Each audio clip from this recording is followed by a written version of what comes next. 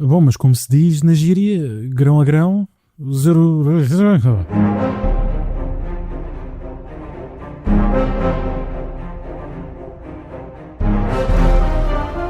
Falando de História.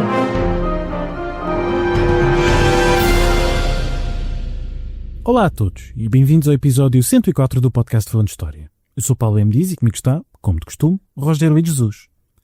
Esta é a terceira parte da nossa série sobre a Segunda Guerra Mundial. Na primeira tentámos compreender as origens deste conflito. Na segunda, o que é que aconteceu exatamente ali na Europa, no Atlântico, no Norte da África, até à volta dos anos 1942, 1943. E agora vamos mudar de ares, digamos assim, para o outro lado do mundo, para um cenário de guerra que é por regra um bocadinho esquecido, sobretudo aqui na nossa Europa. Porque estamos a falar, claro, do Pacífico. Não é assim, Roger? Exatamente. Nesta terceira parte vamos deixar os fascistas europeus, Hitler, Mussolini e os restantes amigos, e vamos olhar sobretudo para o Japão, do qual já falámos muito brevemente na primeira parte, porque é o Japão que vai estar no cerne da guerra no Pacífico. Porque é este país, o Japão, que tem em si esta atitude muito imperialista naquela região. Sim, é um caso muito interessante e até peculiar no contexto asiático, porque resistiu sempre a qualquer controle colonial. Nós sabemos que o Japão se fechou no século XVII e reabriu-se no século XIX, mas só se ocidentalizou naquilo que ele quis, na estrutura do Estado, no desenvolvimento tecnológico, industrial, no próprio armamento. De resto, manteve-se muito feudal e com uma estrutura social muito marcada por uma desigualdade entre classes. E com uma política muito imperialista, como disseste. Por exemplo, conquistou a ilha de Taiwan em 1895 contra a China. Em 1904 e 1905 tomou parte da Manchúria contra a Rússia. E em 1910 conquistou a Coreia e já em 1915 expandiu-se para a península de Shandong, já em território chinês. Ou seja, imagino que nos inícios ou nas vésperas da Segunda Guerra Mundial o Japão inclua todos estes territórios coloniais. Praticamente todos, porque este último território, esta península de Shandong, que fica, como eu disse, em território chinês, um pouco à esquerda do que é a península da Coreia, foi devolvido à China em 1922, a quando do Tratado de Washington, que definiu, entre outras coisas, a limitação da capacidade militar naval do Japão, que devia estar numa proporção de 5-5-3. Isto é, por cada 5 navios militares que os Estados Unidos e a Grã-Bretanha tinham, o Japão só podia ter 3. E isto já é o reflexo de uma política internacional, enfim, muito castigadora, digamos assim, face ao Japão, que tende sempre a desprezar a sua importância e que vai criar naquele país um sentimento de ameaça face ao Ocidente, como se estivesse a ser posto à margem. O que, em bom rigor, até era verdade.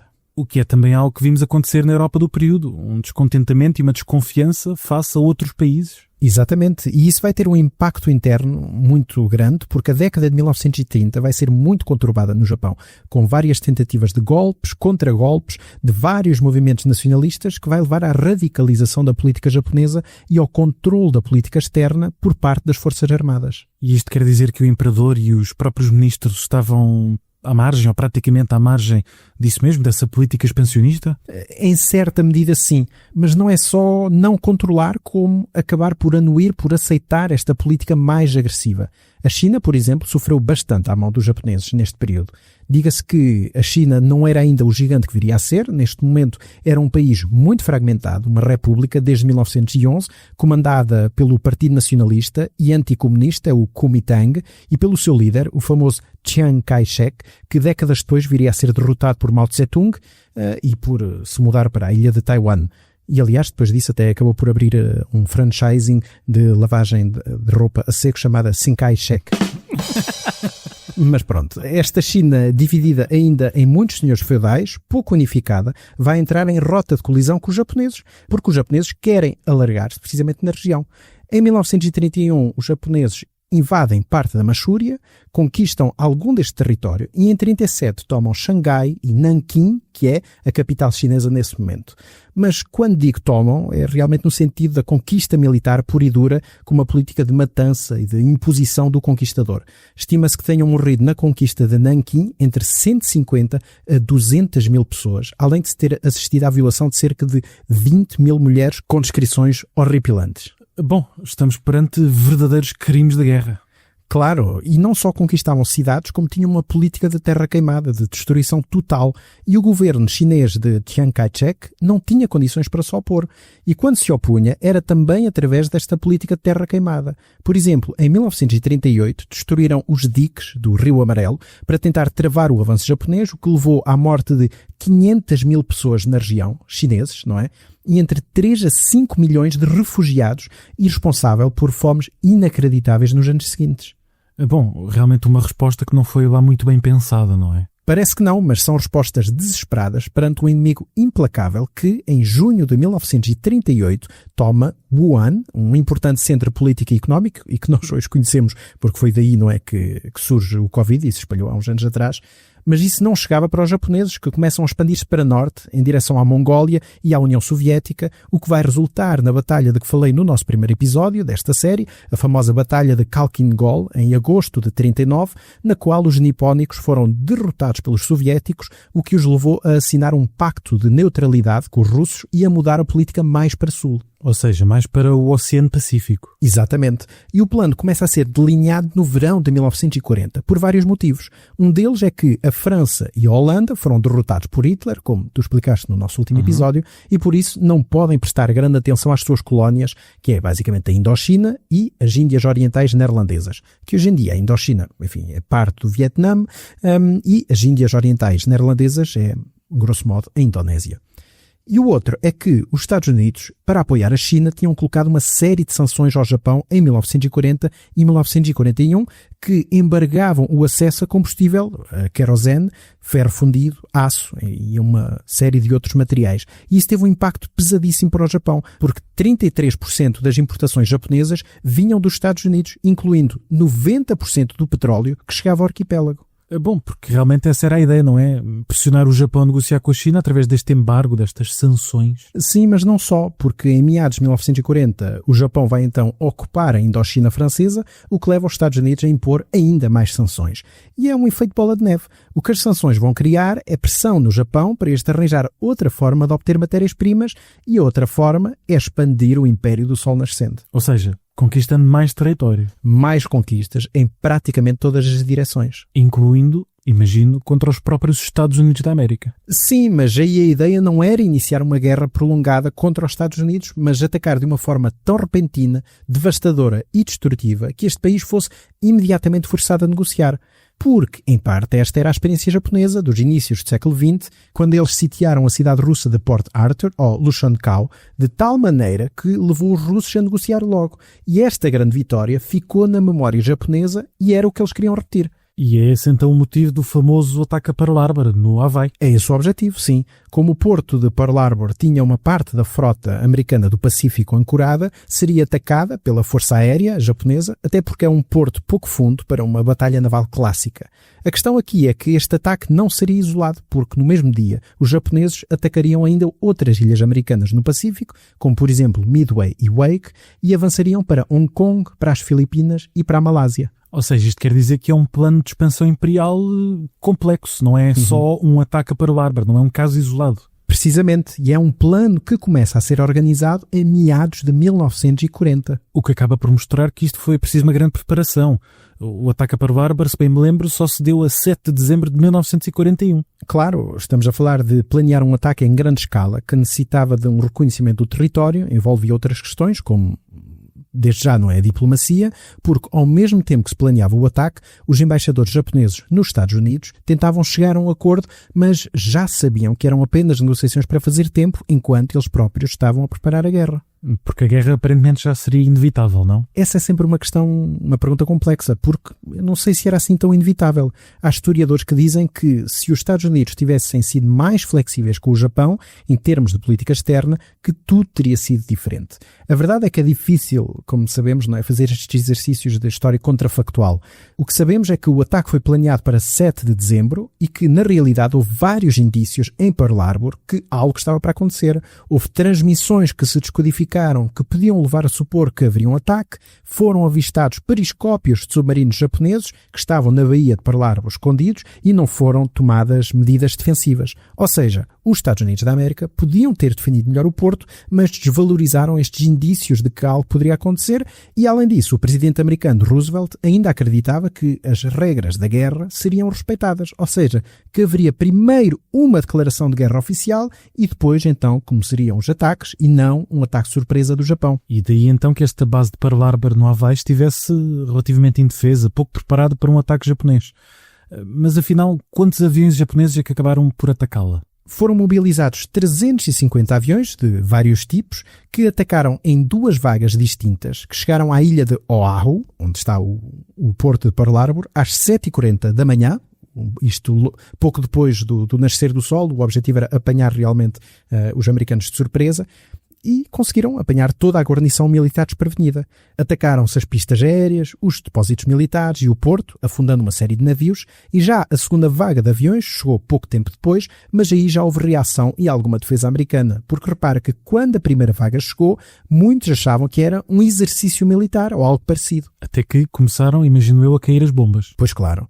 E foi realmente um ataque com um certo impacto, mas sabemos hoje que teve um efeito muito limitado.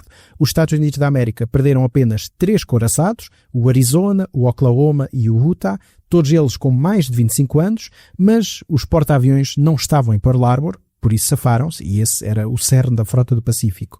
E claro que morreram 2.400 pessoas, mas o impacto foi ainda assim limitado porque, como eu disse, a frota do Pacífico não ficou assim tão incapacitada, tendo em conta que em abril de 1942 eles já tinham recuperado as perdas materiais do ataque japonês.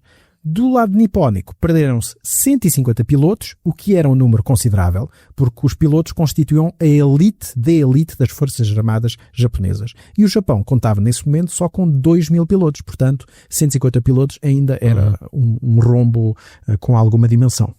Ou seja, aquela ideia de um ataque devastador foi, afinal, completamente fracassada. Não foi isso que aconteceu. Não só falhou, mas teve outras consequências mais profundas. O Japão declarou guerra aos Estados Unidos da América, mas por causa dos acordos assinados com a Alemanha e a Itália declararam também guerra aos Estados Unidos da América e, aliás, está registado que Hitler terá dito que estava muito feliz porque era sinal de que naquele momento era impossível a Alemanha ser derrotada porque o seu grande aliado era alguém que nunca tinha perdido uma guerra em 2000 anos da sua própria história, que era o caso do Japão, e pronto, sabemos que não foi bem assim.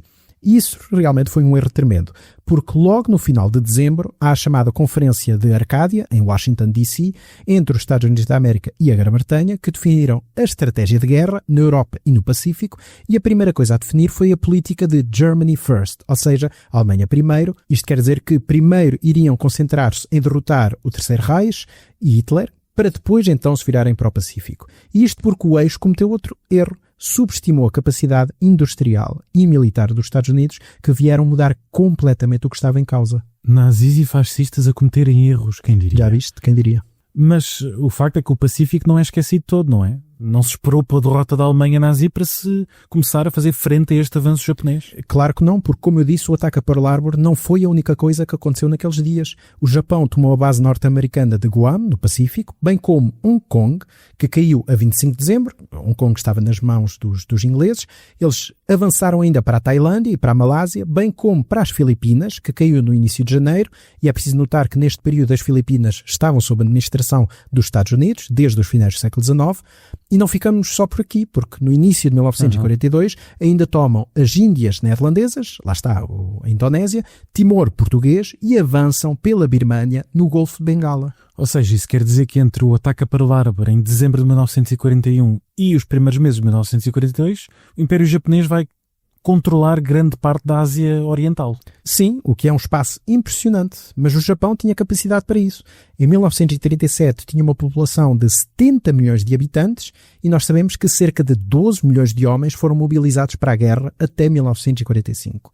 No início do conflito, eles tinham quase 400 navios e 600 aviões, mas como eu disse, os Estados Unidos iam desequilibrar as coisas. Aliás, só para a gente se rir, porque isto é mesmo só para rir, em 1942, os japoneses fabricaram 9 mil aviões e os americanos 48 mil.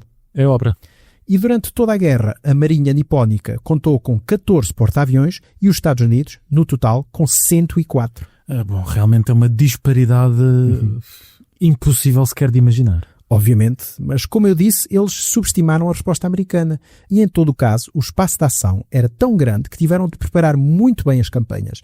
Eles apostaram em ataques noturnos, muito bem treinados e também numa disciplina de ferro e um código militar que proibia serem capturados vivos, ou seja, aquela famosa prática ancestral japonesa do suicídio antes de serem capturados, o harakiri. Mas repara que o objetivo central destas campanhas era, segundo a perspectiva japonesa, acabar com a influência europeia na Ásia. Eles vendiam a ideia de que era uma guerra de libertação, numa ideia de pan-asiatismo e da criação do que eles chamavam, e aqui cito, a esfera de coprosperidade da Grande Ásia. Mas nós sabemos que não era bem assim, porque eram campanhas muito violentas e que impunham um domínio imperial e até colonial extremamente extrativista dos recursos locais. O que também não é nada de novo, não é? Esta fachada de libertação, quando na verdade é apenas mais um poder colonial. Exatamente. Ou seja, estavam a aproveitar-se destes territórios em benefício próprio. Claro, e estamos a falar de ferro de Taiwan e da Coreia, por exemplo, do petróleo da Indonésia, do estanho e da borracha da Malásia, do níquel das Celebes, além de arroz e cereais que serviam para abastecer o Japão, em detrimento das próprias populações conquistadas que se viam privadas deste material. Por exemplo, isso levou a uma grave crise em 1944-45, que levou à morte de 1 milhão de vietnamitas à fome. Isto tudo era agravado pelo facto de existir um racismo japonês extremamente espalhado neste período. Porque, tal como os alemães na Europa, os japoneses na Ásia consideravam ser superiores. Isso mesmo. Ao mesmo tempo que eles vinham libertar a Ásia Oriental, eles achavam que todas as outras populações eram inferiores a eles, e daí que era mais fácil massacrar essas populações em favor de um imperialismo racista nipónico. Aliás, crê-se que cerca de 20 milhões de asiáticos foram vítimas deste imperialismo neste período. O que são números muito impressionantes para, afinal, quem se estava a fazer passar por libertador. E isto sem contar com o trabalho forçado, imposto, claro, aos conquistados, ou ainda com a prostituição forçada de mulheres nos territórios ocupados. Estima-se atualmente que entre 50 a 200 mil mulheres tenham sido convertidas, aqui convertidas com aspas, em mulheres de conforto, era o termo que os japoneses usavam, em mais de 400 bordéis destinados aos soldados japoneses. E diga-se que os nipónicos não tiveram também problemas, tal como os nazis, em fazer experiências bacteriológicas com os seus prisioneiros, sobretudo na China, com testes de tifo, de tuberculose, de cólera, de varíola e até de gás mostarda. Como podes imaginar, houve várias revoltas, resistências, abafadas muitas vezes pelo Kempeitai, a polícia secreta japonesa.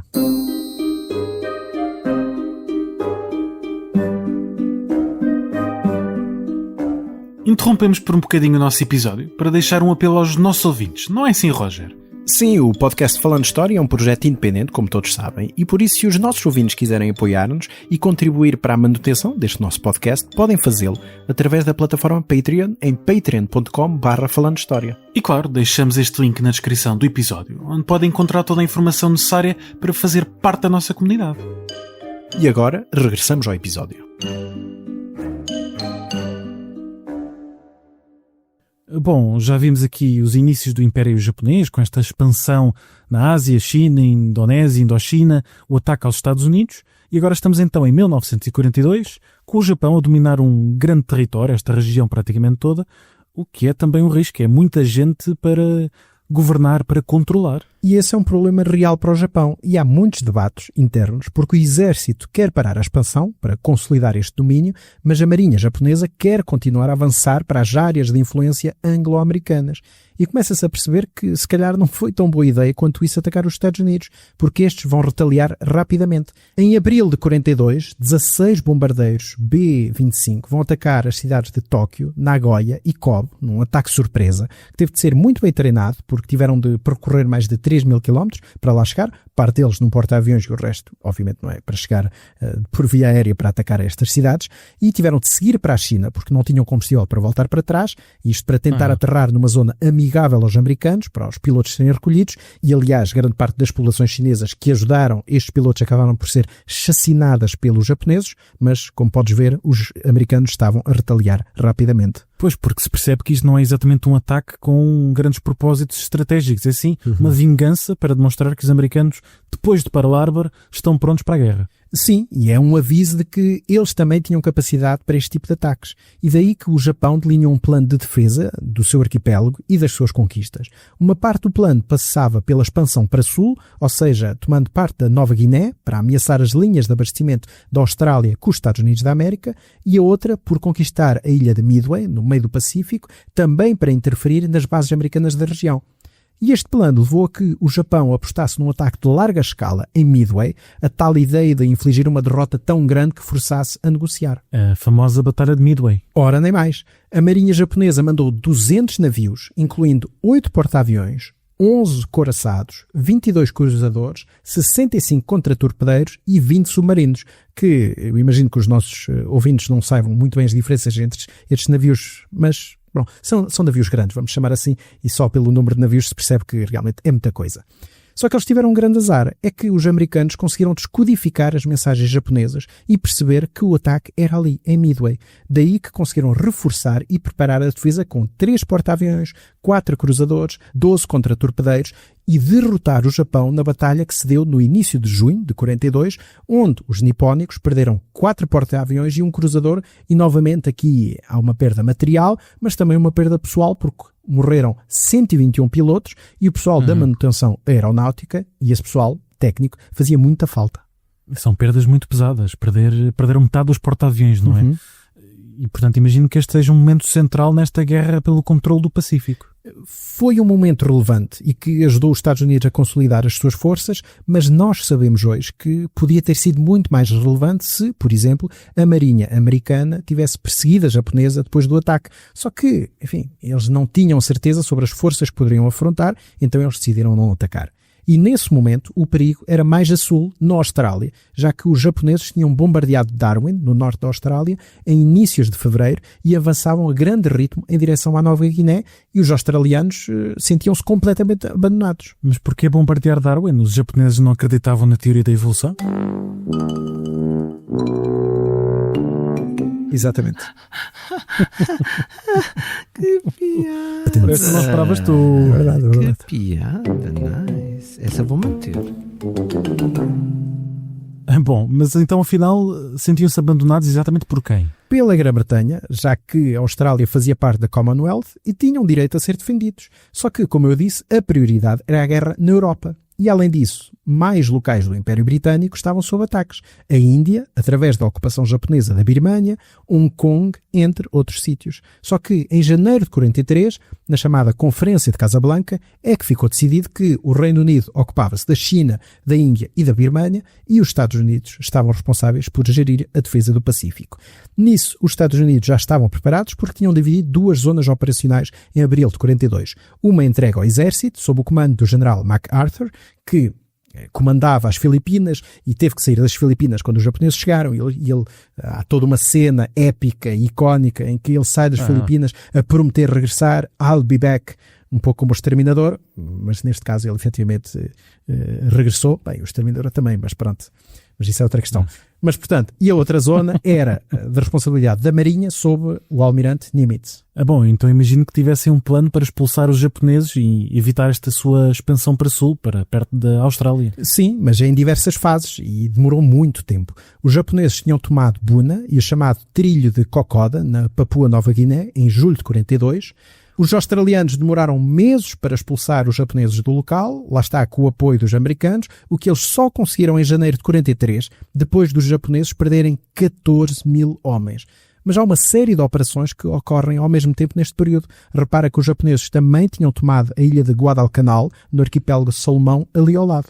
O que levou então à campanha, a Batalha de Guadalcanal, não é? Uma das mais famosas desta Guerra do Pacífico. Sim, que decorreu entre agosto de 42 e fevereiro de 43, onde o ponto central foi conseguir com que tropas chegassem à ilha, quer de um lado, quer do outro. E nisso os americanos conseguiram organizar-se muito bem. Também graças ao facto de terem conseguido descodificar as mensagens secretas japonesas. Em novembro de 42 eram 30 mil tropas de cada lado, mas em janeiro de 43 já eram 25 mil japoneses contra 50 mil americanos. E nos 7 meses que durou esta campanha de Guadalcanal, os japoneses chegaram a ter 40 mil soldados, mas perderam 25 mil. E destes 25 mil, 2000, 18 mil morreram à fome e com doenças, contra apenas 1.600 mortes do lado americano. E isto tudo enquanto Churchill mandava o exército imperial britânico avançar na Índia em direção à Birmânia para retomar o tal território conquistado, visto que ainda em abril de 42 os japoneses tinham atacado, bombardeado portos ingleses do Sri Lanka. E lá está, aqui percebe-se demasiado território para se conseguir defender tudo, pelo menos de uma forma eficaz, e ainda por cima com esta desproporção brutal em termos de tropas, em termos de números. Sim, e novamente debatia-se o que fazer. O exército japonês queria defender a Nova Guiné para assegurar o controle das Filipinas, que tinham petróleo, estanho e borracha, e a marinha japonesa queria apostar nos arquipélagos Salomão e Bismarck.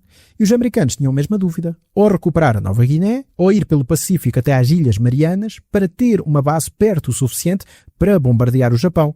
E isso levou os americanos a apostar na realidade nas duas frentes. Bom, e isto porque hoje sabemos o que aconteceu, o que estava em jogo naquela altura, mas naquele momento ainda era, imagino eu, muito difícil ter certezas. É claro, e o Japão estava numa situação cada vez mais complicada porque, novamente, não podia competir com a produção americana e apostou em campos errados. Por exemplo, sabemos que podia ter apostado mais na formação de pilotos, mas estes eram a elite da elite social, como eu já expliquei, e eles só perceberam isso, enfim, a guerra já ia avançada e eles já não conseguiam formar pilotos a tempo. E o que é certo é que os americanos apostaram então na força, nestas ofensivas massivas. Isso não há qualquer tipo de dúvida. A partir de junho de 43 passaram à ofensiva com toda a força, em direção à Nova Geórgia e ao arquipélago de Bismarck, e em final do ano chegaram finalmente a Rabaul, na Nova Guiné, que tomaram em fevereiro de 1944. E nestas operações, os americanos desenvolveram muito a guerra aérea e o papel dos porta-aviões, desenvolvendo até novos tipos de aviões, os famosos Hellcat, que conseguiam chegar a uma altitude muito maior que os aviões, os famosos Zero japoneses, bem como, por exemplo, os famosos bombardeiros B-29, com todo um corpo de engenharia muito desenvolvido, capaz de montar aeródromos a uma velocidade incrível e criar uma base inteira que permitia ocupar rapidamente o terreno.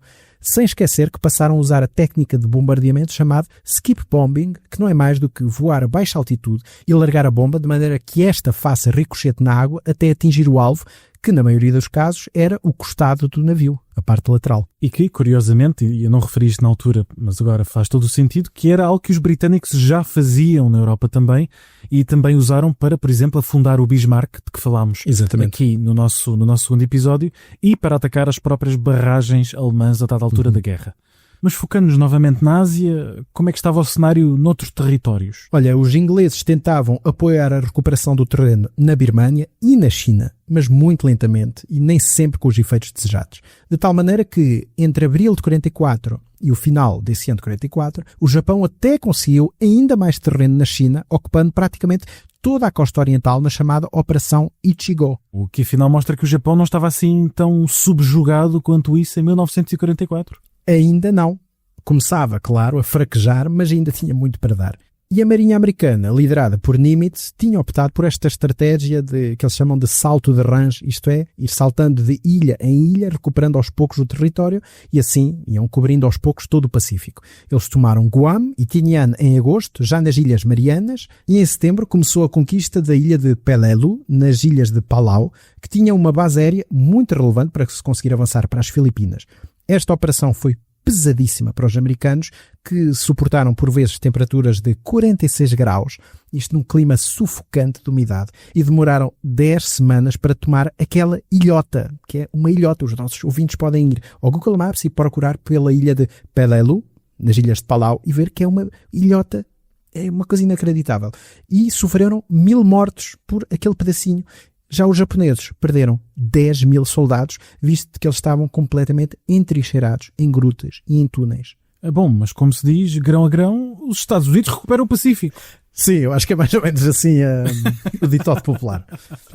O que é verdade é que os Estados Unidos avançaram a partir daí para tomar então as Filipinas, dando-se a chamada Batalha do Golfo de Leyte, nas Filipinas Ocidentais, no final de outubro de 44. e os japoneses apostaram muito, ainda crentes, naquela ideia da batalha decisiva que mudaria tudo. E pelo que me lembro, mudou tudo, mas para pior e para os japoneses.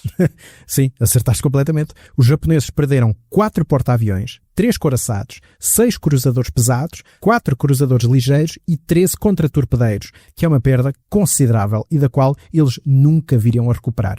Os americanos tinham perdido apenas 3 porta-aviões e 3 contratorpedeiros, enfim, são peanuts para eles, mas é preciso notar que esta batalha trouxe um elemento novo, os famosos kamikazes, que quer dizer vento divino, em memória de um tufão que destruiu a frota do imperador mongol Kublai Khan, que tentou invadir o Japão no século XIII. Ou seja, aquela figura hoje bastante mitificada do piloto que se lança contra um alvo, num suicídio planeado. Sim, e levavam consigo uma bomba de 250 quilos. E é um plano que só toma vida neste momento, neste período da guerra, e é usado pela primeira vez nesta batalha do Golfo de Leyte.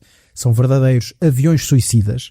De outubro de 44 até ao fim da guerra, estamos a falar de 3.800 pilotos lançados nestas missões, onde 2.200 conseguiram atingir navios americanos, afundando 60 navios, danificando cerca de 400 e matando quase 7.000 homens. E tiveram realmente um efeito devastador, já que 48% dos danos, ou seja, praticamente metade dos danos da Marinha Americana, foram provocados por kamikazes. E aqui estamos a falar de danos materiais, sobretudo, mas também danos a nível psicológico. Porque perceber que estes pilotos estavam dispostos a sacrificar-se livremente pelo Japão mostrava também esta mentalidade de guerra japonesa que acabava por ser aterrorizante para os americanos. Sem dúvida, até porque depois do choque inicial, os americanos perceberam o objetivo destes aviões e começaram a definir estratégias de defesa de baterias colocadas à volta dos porta-aviões para que os kamikazes fossem abatidos antes de chegarem, e isso acabou por funcionar muito bem. Mas sim, realmente há este impacto que primeiro os americanos não estavam a perceber o que é que estava a acontecer, se eram falhas dos aviões, o que eram, até perceberam que não, que eram efetivamente suicidas com essa missão. E já agora, por curiosidade, o que é que andaram a fazer aqui os submarinos? Houve submarinos? Os japoneses e os americanos não os usaram? Porque se nos lembramos bem, não é? No nosso segundo episódio falámos do papel da guerra submarina no Atlântico. Não teve tanta importância numa primeira fase porque os americanos só desenvolveram tardiamente os submarinos e os japoneses apostaram mais na guerra aérea. Porque, como já se percebeu, a Guerra do Pacífico foi sobretudo uma guerra aérea e de operações anfíbias de desembarque e de conquista do território. Não houve assim tanto combate entre navios como era a prática antiga, como era realmente a guerra naval antigamente. Este antigamente aqui, não é? Com umas aspas. Mas com o avançar da guerra, os americanos perceberam que era vantajoso apostar nos submarinos. E no final de 1944 já tinham 200 submarinos no Pacífico. E eram muito úteis, porque todo o abastecimento do Japão era feito pela marinha mercante. E por isso bastava atacar os navios que traziam combustível, mantimentos, matérias-primas para debilitar a economia japonesa. E foi o que acabou por acontecer. E isso teve um impacto brutal e desacelerou a capacidade industrial militar nipónica. Voltando aqui um bocadinho atrás, estávamos mais ou menos nesta altura em que os Estados Unidos, na sua reconquista, imagino eu, estavam já a chegar ali às Filipinas. Sim, os americanos desembarcaram 200.000 homens na ilha de Luzon, que é a principal ilha das Filipinas, em janeiro de 1945. E a reconquista de Manila foi uma operação sangrenta, porque os japoneses estavam numa de deixar um rastro de destruição e de morte. Morreram, ao todo, mais de 12.000 americanos, 16.000 japoneses e 100.000 filipinos, até que a cidade foi finalmente tomada em março. E mais uma vez, se olharmos para outra geografia, foi também neste momento que a Grã-Bretanha conseguiu recuperar a Birmânia e expulsar os japoneses de lá. Muitas geografias aqui, mas todas com um propósito comum, ou seja, empurrar os japoneses de volta ao seu arquipélago. Sim, e nesse momento já estava muito claro que os aliados tinham superioridade numérica, mas não quer dizer que os japoneses não fossem dar a luta. E daí que os americanos passaram para uma estratégia de bombardeamento do Japão, por vezes até com napalm, para destruir infraestruturas e, na realidade, as próprias cidades, sendo que a maioria das casas no Japão eram feitas em madeira ou em papel. Podes imaginar que houve elevadíssimas baixas civis. Estima-se que tenham morrido nestes bombardeamentos americanos ao Japão cerca de 500 mil de japoneses. Mas esse era afinal também um dos objetivos, não é? Aterrorizar e subjugar a população japonesa com vista a uma possível ou eventual invasão dos aliados. Claro, na realidade não havia problema em criar banhos de sangue. A guerra é a guerra e os americanos viviam muito bem com isso. Se os japoneses já tinham cometido muitas atrocidades, com pensamento imperial racista, O próprio racismo americano, face aos japoneses, era alimentado por isso. Até porque os japoneses atacaram território norte-americano. Entre 44 e 45 foram lançados, desde o Japão, mais de 9.000 balões de ar quente que tinham explosivos e engenhos incendiários. Estes eram levados pelo vento e cerca de 1.000 chegaram a atingir os Estados Unidos, chegando até ao Texas e até mesmo ao Iowa, no coração do país. Bom, mas a estratégia americana principal, digamos assim, manteve-se, não é? Ir conquistando de ilha em ilha até chegar ao arquipélago japonês. Sim, daí, por exemplo, a famosa campanha da Iwo Jima, onde os americanos bombardearam fortemente a ilha durante 76 dias antes de desembarcarem em fevereiro de 45. Mas a ilha, que só tinha 7 km de comprimento, tinha sido muito bem preparada, com uma rede de 25 km de grutas, bunkers e túneis, e por isso resistiu, sendo apenas tomada em final de março de 45, com a conquista do famoso Monte Suribachi. Os americanos perderam 6.800 fuzileiros e os japoneses perderam 21.000 homens. Todos os japoneses que lá estavam praticamente morreram. E a isso seguiu-se a ilha de Okinawa. E aqui estamos perante, afinal, duas das mais famosas campanhas desta Guerra do Pacífico. Sim, e nesta última, de Okinawa, porque estamos mesmo às portas do Japão. E entre abril e junho, os japoneses deram tudo o que tinham e não tinham. Morreram 107.000 japoneses, fora os cerca de 40.000 civis que morreram nesta campanha, civis japoneses, contra 7.600 americanos que perderam a vida nesta campanha. E isto assustou os americanos, porque se os japoneses estavam dispostos a defender assim uma ilha, imagina se eles invadissem o próprio Japão. Seria uma resistência e um banho de sangue praticamente infinito e ilimitado. Precisamente, mas os planos para a conquista foram realmente preparados. Há registro disso, foram preparados pelo próprio General MacArthur. No entanto, ao mesmo tempo, jogava-se noutro tabuleiro. É que Roosevelt pressionava a União Soviética a atacar também os japoneses pela Manchúria. E em fevereiro de 45, na Conferência de Yalta, Stalin assegurou que atacaria 3 meses depois da derrota da Alemanha nazi. Daí que os cenários de guerra na Europa e no Pacífico estivessem intimamente ligados. A ironia máxima no meio disto tudo é que o Japão estava decidido a resistir, mas contava com o apoio soviético para negociar a paz com os aliados, porque desde 41 que o Japão tinha um acordo de neutralidade assinado com a União Soviética.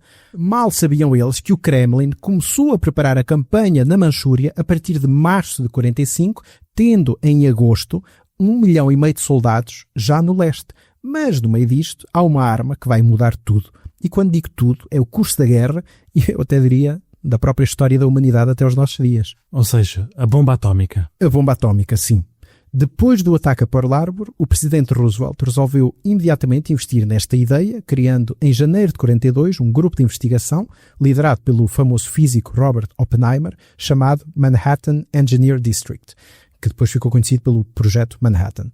Foram investidos mais de 2.000 milhões de dólares no projeto, mas só a partir de agosto de 44 é que o objetivo era mesmo criar uma bomba, porque até aí nem se tinha a certeza se era possível a fissão nuclear, isto é, o ato de partir um átomo a meio. Isto tudo acabou por resultar no teste de 16 de julho de 45, em Trinity, no Novo México, nos Estados Unidos, com a primeira detonação de uma bomba nuclear. E claro, o propósito era usá-la no Japão, até porque se acreditava que esta era a única forma de vergar o Japão, que nunca se renderia numa invasão sem ser com o banho de sangue, como nós já falámos. Mas ao mesmo tempo esperava-se que os soviéticos ajudassem na derrota dos japoneses. Porque aí estamos a falar do jogo político e diplomático americano. Truman, que na altura já era o presidente, depois da morte inesperada de Roosevelt, pressionava Stalin, quando na realidade ele queria era despachar a bomba atómica porque ele não queria envolver os soviéticos no Japão. E por isso tinha de haver uma cobertura legal para se usar a bomba. Por isso, a 26 de julho de 45, os Estados Unidos da América, a Grã-Bretanha e a China assinam a chamada Declaração de Potsdam, que é um ultimato ao Japão para se render e, caso não aceitasse, que recorreriam a todas as armas à sua disposição. Era só fogo de vista, repara, porque eles sabiam que o Japão, ponto 1, não se renderia, e isto dava-lhes cobertura para dizer que tinham tentado negociar a paz até ao fim. E, por outro lado, nós sabemos que a autorização para usar a bomba atómica foi dada a 25 de julho, um dia antes da própria declaração ser assinada e divulgada. Ou seja, muitos jogos de bastidores, não é? E não só, porque desde a derrota em Okinawa que o imperador japonês já tinha a noção que era impossível ganhar a guerra. E ele tinha dado instruções aos seus ministros para se chegar a um acordo de paz. O problema é que os ministros tentaram anunciar um impensável. Eles próprios queriam impor as condições aos aliados, isto é, que se assinasse a paz, mantendo as colónias, sobretudo Taiwan e a Coreia, e mantendo o imperador no poder e que o país não fosse ocupado por nenhuma potência estrangeira. Bom, o que era afinal exigir demais para quem não só tinha começado a guerra, mas estava definitivamente a perdê-la. Exatamente. Daí que os Estados Unidos nem perderam tempo com isso. E por isso foram largadas 2 bombas atómicas. A primeira, a 6 de agosto, a Little Boy, no avião Enola Gay, na cidade de Hiroshima. A bomba explodiu a 600 metros de altitude e a temperatura no solo chegou imediatamente a 3.000 graus Celsius. Enquanto o cogumelo da morte se formou sobre a cidade, 50.000 habitantes morreram no próprio dia. As descrições são horríveis, como podes imaginar. Mas não foi só o Japão que foi tomado de surpresa, porque Stalin nem acreditava no que tinha acontecido. Não acreditava que os Estados Unidos lhe tinham passado a perna quando ele contava invadir daí a uns dias, cumprindo aquilo que ele já tinha prometido. E por isso, o próprio Stalin antecipou os planos soviéticos, declarou a guerra ao Japão a 8 de agosto, ou seja, 2 dias depois da primeira bomba atómica, e invadiu imediatamente a Manchúria. Mas mesmo assim não havia nada a fazer, os americanos já se tinham adiantado. Sim, e a segunda bomba, Fat Man, foi largado a 9 de agosto sobre Nagasaki, e aqui diga-se que o objetivo inicial era a cidade de Kokura, mas como o tempo estava demasiado nublado, optou-se então por largar a bomba em Nagasaki. E o fim foi o mesmo, a morte de 70.000 japoneses de um momento para o outro. E foi então o uso destas 2 bombas atómicas que levou à capitulação do Japão? Levou, mas não logo. Houve ainda um bombardeamento intensivo do Japão pelos americanos entre 10 e 14 de agosto, matando mais de 15.000 japoneses. E enquanto isso, os soviéticos limparam a Manchúria toda num esfregar de olhos. E claro que perante isso tudo, o imperador Hirohito anunciou no dia 14 de agosto que aceitava as condições americanas para a paz. Houve ainda uma tentativa de golpe palaciano por parte de uma facção mais radical do exército japonês, que tentou impedir o imperador de comunicar a derrota através da rádio, mas eles não conseguiram. E por isso, a 15 de agosto, foi emitida uma gravação do imperador a dar conta da derrota final do Japão. Mesmo assim, só no dia 18 é que se ordenou às Forças Armadas japonesas para se parar com todas as hostilidades e a rendição do Japão foi assinada a 2 de setembro de 1945 por representantes do imperador no coraçado Missouri, americano, ao largo de Tóquio, e aqui se deu o final da Segunda Guerra Mundial, praticamente 4 meses depois da capitulação da Alemanha nazi e depois da perda de quase 1.800.000 soldados japoneses e 700.000 civis. E, na verdade, tudo isto depois de 3 anos e meio de uma guerra muitíssimo dura, mas os aliados lá conseguiram vergar finalmente o Japão. Sim, mas é preciso ter em conta o todo. Há muito a ideia de que foram as bombas atómicas que vergaram o Japão, mas na realidade não foi bem assim. Hoje sabemos que as bombas foram uma tragédia, claro, isso ninguém obviamente pode dizer o contrário, mas o que pressionou o imperador a declarar a derrota foi a conjunção das bombas com a invasão soviética. Porque se Stalin não tivesse invadido logo, dificilmente eles teriam rendido naquele momento e os combates poderiam ter continuado. E isto é muito relevante porque criou-se esta ideia, até pelos próprios japoneses e pelo próprio imperador, mas na realidade isso foi uma estratégia construída posteriormente para tentar compensar e mostrar que foi a destruição das bombas e o sofrimento da população civil japonesa que os levou a querer a paz. E nós sabemos que não foi bem assim. Já do lado americano, obviamente que este discurso é uma forma de tirar a importância central que a União Soviética teve neste processo. E já agora que estamos a chegar ao final do episódio, o que é que aconteceu exatamente às colónias portuguesas na região? Macau, Timor? Como eu disse, Timor foi invadido pelos japoneses em fevereiro de 42. Era um local, aliás, estratégico face à Austrália e às Índias Neerlandesas, à Indonésia. Aliás, diga-se que, em bom rigor, foram tropas australianas e holandesas que invadiram primeiro Timor, em dezembro de 41, para defender de um possível ataque japonês, isto contra o protesto de Salazar e do governador português, que só queriam defender o território em caso de ataque direto japonês, já que Portugal era um país neutro. No meio disto tudo, a invasão japonesa aconteceu, como eu disse, em fevereiro de 42 e ocuparam rapidamente Dili, a capital, enquanto os australianos e os holandeses iniciaram uma guerrilha contra este segundo invasor, digamos assim. E que impacto é que isso teve nas vidas dos timorenses? Bem, levou a várias campanhas de perseguição e de terror junto da população portuguesa e da população local, timorense, durante este período de ocupação que durou até ao fim da guerra. Além disso, houve também bombardeamentos dos aliados a várias posições em Timor. Estima-se que terão morrido entre 40 a 50 mil timorenses devido a estas perseguições japonesas, aos bombardeamentos e à repressão generalizada. Além do controle do abastecimento da ilha, que levou a também muitas fomes e a problemas dessa ordem. Portanto, percebe-se que Timor sofreu bastante. Mas então, e Macau? Ao contrário da vizinha Hong Kong, que foi ocupada pelos japoneses, Macau safou-se bastante bem e os japoneses respeitaram a neutralidade portuguesa.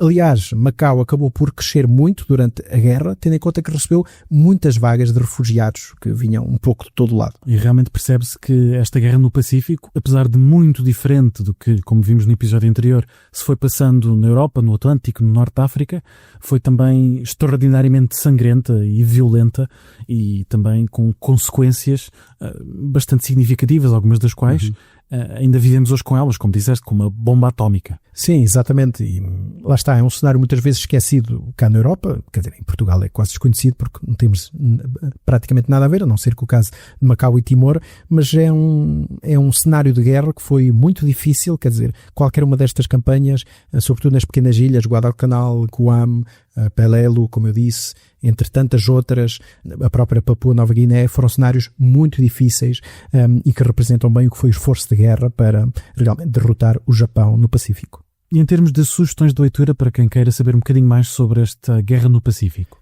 Tendo em conta que esta é uma série, nós já o dissemos, os livros que nós recomendamos são sempre cumulativos, portanto contam também, obviamente, aqueles que tu já recomendaste no episódio anterior, o do Olivier Vieux-Viorca, a história total da Segunda Guerra Mundial, o Anthony Beaver, a Segunda Guerra Mundial, e a Segunda Guerra Mundial também do Martin Gilbert. E deste último, esta é a adição para o nosso episódio, o Atlas Histórico da Segunda Guerra Mundial, de Martin Gilbert, publicado pelo Clube do Autor, neste ano de 2025. É uma obra que documenta muito bem, através dos mapas, o que foi este conflito. E como já fizemos no episódio anterior, onde recomendámos alguns filmes, algumas séries, trazes também recomendações para os nossos ouvintes a este respeito?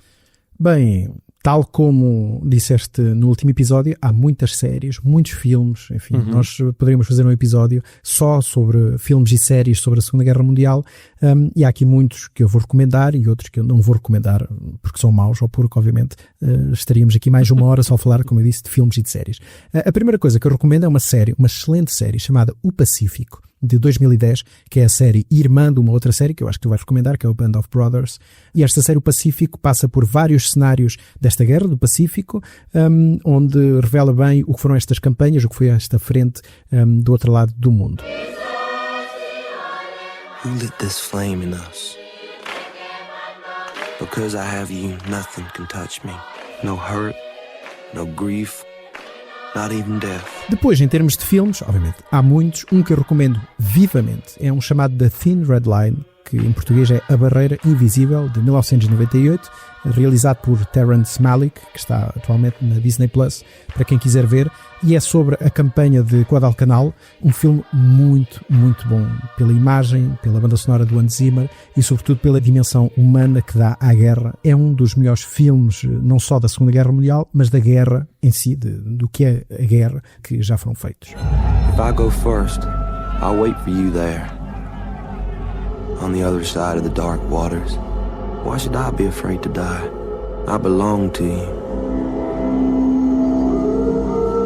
We're going straight up that hill there. How many men do you think it's worth? How many lives? There's nowhere we can hide, except in each other. I want you to attack right now, with every man at your disposal. I've lived with these men, sir, for 2.5 years, and I will not order them all to their deaths.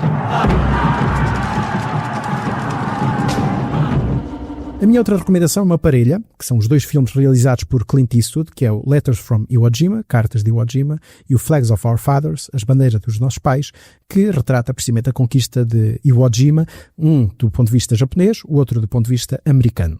excelentes filmes que captam muito bem o que foi o conflito das duas perspectivas. Outro filme, já antigo, do Steven Spielberg, Empire of the Sun, Império do Sol, sobre uns ingleses que são apanhados em Hong Kong, salvo erro, e são levados para um campo de trabalho forçado de concentração japonês, porque obviamente houve essa realidade. Ocidentais em campos de concentração japoneses, o que também aconteceu nos Estados Unidos, japoneses que foram infelizmente empurrados para campos de concentração americanos. E este filme, Império do Sol, aliás com Christian Bale, muito novo, é um filme excelente que retrata bem isso.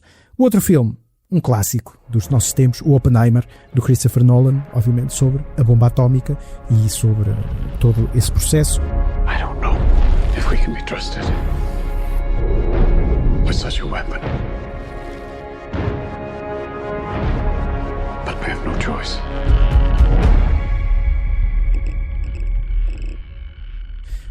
O último, uma menção honrosa, é um filme um pouco louco e fora, enfim, desta seriedade destes últimos, que se chama The Final Countdown, a contagem final, de 1980, de realização de Don Taylor, que está no Filmin, e é um filme que me fez rir bastante, porque na realidade é um dilema existencial. É um porta-aviões americano que em 1980 apanha uma tempestade mística e regressa para 1941, nas vésperas do ataque a Pearl Harbor. E a questão que se põe é, o que é que fazem? Se vão avisar Pearl Harbor do ataque japonês, ou se não, e deixam a história acontecer. Portanto, é um filme, enfim, bastante antigo, os efeitos são o que são, mas por esta dúvida que causa sobre o que fazer se voltássemos atrás no tempo, até é bastante engraçado. Não menciono Pearl Harbor, porque é um filme péssimo, e porque, apesar de ter mais de meia hora do ataque a Pearl Harbor, quer dizer, o próprio ataque está muitíssimo mal feito, a não ser que queiram ver, claro, todas as explosões, e se Michael Bay é o rei das explosões. E eu aproveito, já que estamos nisto, também para recomendar um filme bastante engraçado, 1941, uma guerra muito louca. Esta é a tradução, o original é só 1941. December 1941, the California coast. The Japanese had just bombed Pearl Harbor. A nation's heroes were on the alert. Look, you guys, a Jap sub! The dummy's right. Um filme com John Belushi dos anos 70 sobre um acontecimento desta altura, em 1941 houve um apagão em Los Angeles e com o pânico da guerra, de tudo o que se estava a passar, julgava-se que eram os japoneses que de repente estavam a atacar a costa ocidental dos Estados Unidos. Um filme de comédia, não tem muito de realismo, mas tem muito de engraçado.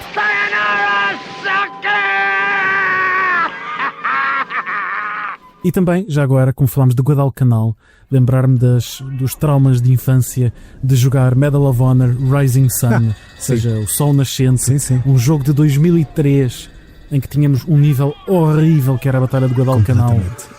Que coisa pavorosa. Follow me, Marine. We need to get topside right now.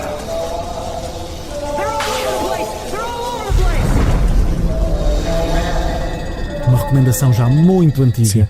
Mas imagino que haja pelo menos aí na forma de jogar, ou talvez um remake, algures. Provavelmente. Lá está, os filmes são infinitos, há muitíssimos filmes sobre a Segunda Guerra Mundial e sobre o Pacífico, esta é apenas uma pequena seleção.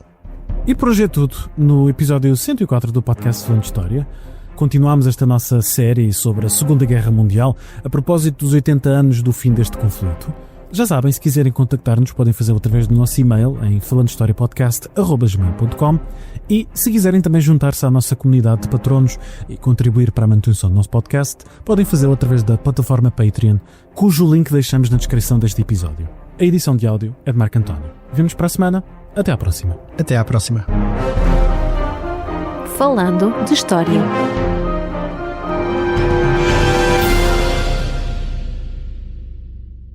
O Japão até conseguiu ainda mais terreno na China, ocupando praticamente toda a costa oriental na chamada Operação Ichigo. Ichigo!